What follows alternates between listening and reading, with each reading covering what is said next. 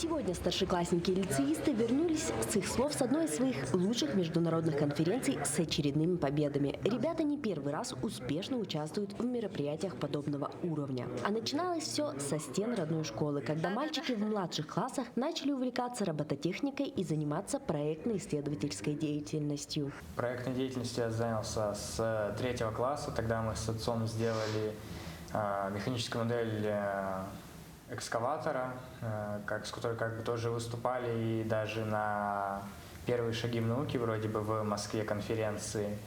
И вот сейчас по 10 класс уже 7 лет продолжаю заниматься.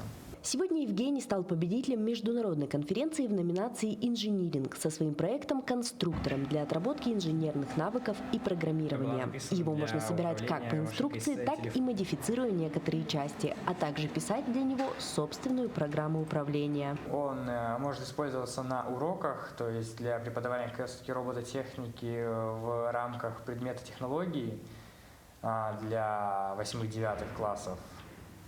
И вот они как раз таки могут по нему изучать. На этой же конференции в номинации «Инновационные технологии» Роман Скорик представил проект «Сервис для генерации изображений на базе Telegram-бота с использованием модели Stable Diffusion». Проект был удостоен высшей награды. Когда поднимался хайп искусственного интеллекта, мы делали канал в Телеграме на тему технологий с друзьями, с Быковым Вадимом и Зеленским Данилом.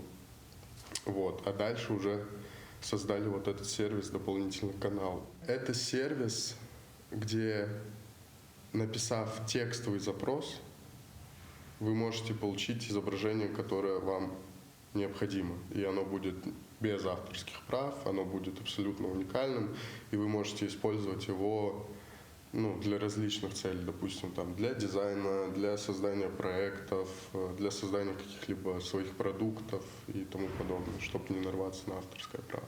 Эти ребята, которые также являются членами Малой академии наук, продолжают совершенствовать уже имеющиеся проекты и создавать новые. А участие в подобных конференциях дает большой опыт и стимулирует продолжать свое развитие. Екатерина Павлова, Захар Головин, Нерюнгри.